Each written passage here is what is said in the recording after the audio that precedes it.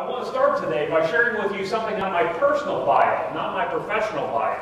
And that's the fact that I'm a pilot by hobby. And I've always been fascinated by the connections that I make between my interest in aviation and what it is that you do for your clients every single day. And I want to tell you a story about a couple of those connections that I've made. But in order for this story to make sense, you need to take this flight along with me. You need to be a passenger on Flight 1549, 500 feet off the Hudson River, and having just barely cleared the George Washington Bridge. And I want you to ask yourself a question. How valuable would it be to you and I as passengers on this flight to be able to freeze time just long enough for the flight attendants to get back up and run through that emergency water landing procedure just one more time, right? Maybe we weren't paying attention back on the ground in LaGuardia. But that's the first connection that I made to this story, that the value of advice is not only based on the content we deliver, but also the timing in which we deliver it. Now, a few seconds go by and splash, we're in the Hudson River.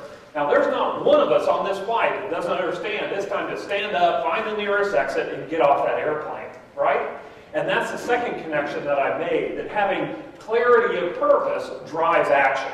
So putting those two connections in terms of what it is you do for your clients every single day, it's my belief that if we provide clients with timely and meaningful advice in sufficient quantity, that they're able to gain clarity, it's more likely that they'll take action. Look at the 2011 budget, because the obvious answer and what we hear from Washington is we just need to cut spending and cut it quickly. Well, the 2011 federal budget was $3.8 trillion. Again, the good news is we're coming in at $3.6 trillion. But 58% of the 2011 budget is being spent on mandatory entitlements. And that's just the garden variety mandatory entitlements of Social Security, Medicare, and Medicaid.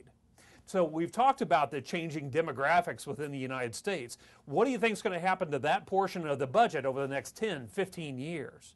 It's just going to continue to expand, right? Now, 6% of our budget is currently being spent on debt service. And if you ask the White House, they tell us to expect that that portion of the budget will quadruple in the next 10 years. 23% of the budget is being spent on defense. So that's 87% of our budget that either historically won't change or cannot be changed without changing the laws. Just for fun, I thought it would be interesting to look at this mandatory spending portion of our budget, and I included not only the entitlement spending, but also debt service, because obviously we need to pay that. So I want to look at that in dollar terms, and if you look at the budget, $3.6 trillion times 64% of the budget, the United States federal government in 2011 spent $2.3 trillion on Medicare, Medicaid, Social Security, and debt service. Now, I thought the more interesting question to ask, well, how much revenue does the federal government bring in from all federal tax receipts? And again, the budget tells us $3.6 trillion minus a $1.3 trillion deficit. The U.S. federal government's only bringing in $2.3 trillion. So that means we have financed 2 wars, every government agency, every social program, and stimulus, all by borrowing money. So you understand that this is not a sustainable environment that we find ourselves in. We hear that on the news all the time. And believe it or not, both parties understand this basic arithmetic. They understand the situation we're in, but they have very different views as to how to move forward. And I call those different views impediments for moving forward, because they come from all 3 parties, the President, the Republicans, and the Democrats. The President has said very plainly from his 2008 election campaign all the way through his road shows that he's on right now, that he will not raise taxes on any families earning less than $250,000. Despite the fact that a report came out in late April, early May of this year that said 45% of American families paid 0 federal income taxes. You probably heard that statistic, right? I think there was a more interesting statistic in that same report, but it didn't get nearly as much press. It actually said that 45% of American families actually received a positive cash flow from the federal government. Not just 0, a positive cash flow. Now, I know there's some double counting there. You have Social Security recipients who are still working, and so they would be double counted. But that's a relatively small number. Bottom line is, the situation we find ourselves in, we have this environment of 55% of American families paying into the system, and 45% of American families taking out. And it's simply not a long-term workable scenario. But the Republicans aren't any better. They're saying, we're not going to raise taxes on anyone. despite the fact that the United States federal revenue is at a inflation-adjusted level less than lower than it's been since 1958.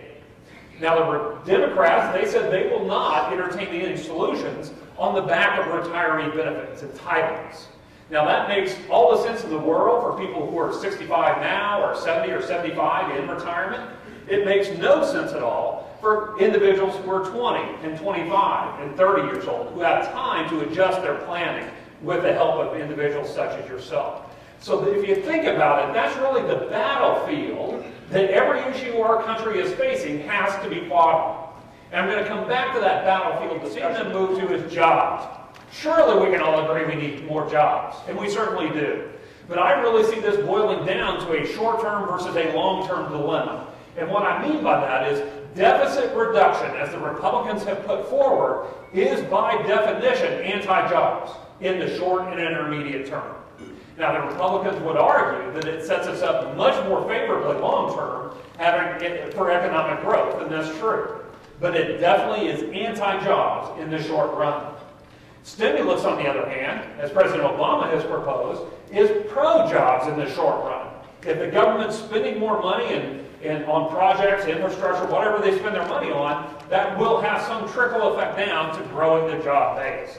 But then you have to grapple with an even larger debt situation down the road. And what is your plan for that? So it shouldn't surprise us at all that President Obama came out with a short-term solution. He came out with a $450 billion jobs plan that I'm sure you're fully aware of. The reason why is he has a short-term need. What's his short-term need? You get reelected, right? He wants all of us to feel better about the economy and our personal situation this time next year. And so it shouldn't surprise us that he came out with this stimulative, short-term jobs plan. Now, we know the jobs bill died in a procedural vote in the Senate. So what you're seeing now is the Senate Democrats pulling this jobs bill apart and seeing if they can find anywhere for compromise within the jobs bill. I think they also have another motive, because the first thing they pulled out was state aid. State aid was specifically designed to give the states more money so they could either maintain employment levels or hire new teachers, police, and firemen. Of course, it died because the Republicans will not approve any additional spending, and that's given President Obama something to add to his stump speech, that the Republicans won't even support teachers and firemen and policemen. The second thing that they pulled out was infrastructure. Now, we all know that we have an infrastructure issue in the United States. But bottom line is spending on infrastructure today will not get approved by Republicans. We know that. Again, adding to the president's stump speech and so forth. Now, one area that I do think there is potential compromise is around the Social Security tax reduction. As you know, in 2011, the employees are paying less in payroll taxes.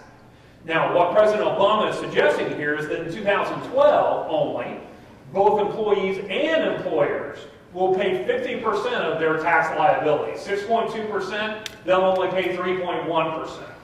Now, what's interesting about that, you probably read this week that Social Security in 2012, if this tax cut goes into play, will actually not be able to fund itself. So they'll have to go into the general account, i.e. more debt for the United States, to supplement the spending within Social Security. And sadly, I think you would all agree, you understand how Social Security works. In the time when Social Security is feeling the stress of the baby boomers coming into retirement, we're actually shorting the amount of money that we're putting into the trust fund, which I think we would all agree makes no sense at all. But I think Republicans would have a very hard time not signing this bill. They would have a very hard time signing it because they said, we want to reduce taxes.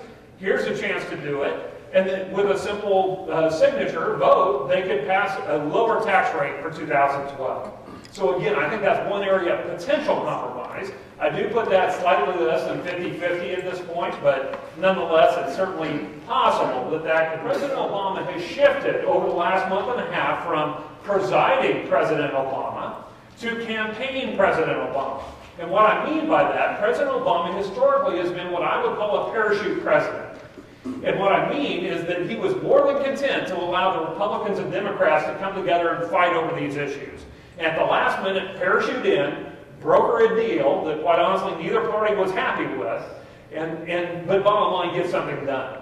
That's a fabulous way to be a president of the United States. And the reason why is that speaks directly to the independent voter.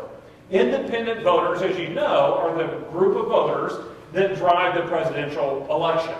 So independent voters truly respond to an individual who can broker a deal across these fighting factions. So that's why he chose to preside. But what we've seen now, through the jobs bill and the way he's using those pieces and his long-term debt reduction proposal, which is dead, that was a signal, a shot across the bow to the Republicans that I'm shifting gears, I'm now in campaign mode, and I'm going to set myself up to win. I'll let you in on probably one of the biggest secrets in Washington, D.C. The Republicans don't want President Obama to be reelected. So, in case you were wondering, that's one of the biggest secrets. And I thought it was absolutely fabulous quote. This came out from the White House. And I'm going to summarize what this says, or paraphrase what this says. It's from President Obama to the Republicans, and it simply says that, hey, Republicans, I've asked you all along for a balanced approach. And what I mean by that is I'm willing to give you spending cuts, but I want revenue increases, in other words, tax increases. If you fail to give me this balanced approach, I have a trump card in my pocket. And that trump card is the expiration of the Bush tax cuts. And I am fully prepared to allow the Bush tax cuts to expire on those families earning more than $250,000, but veto the portion of the bill that would apply to any families earning less than $250,000. So the reason this quote is fascinating, one, is it gave us perfectly clear, crystal quality view into what President Obama's belief is, what needs to happen around the taxation system in the United States. He believes the wealthiest portion of our population needs to be actively paying a higher contribution into the revenue stream. But what made this really fascinating was that it's factually wrong. The president can't do this. He can't veto half a law. Our president does not have line item veto power. So he'll be in a situation during that lame duck session next November and December and early January that he will be forced to make a decision of letting the Bush tax cuts expire on everyone or no one. That is his only choice unless Congress puts forth a more thoughtful approach to tax reform.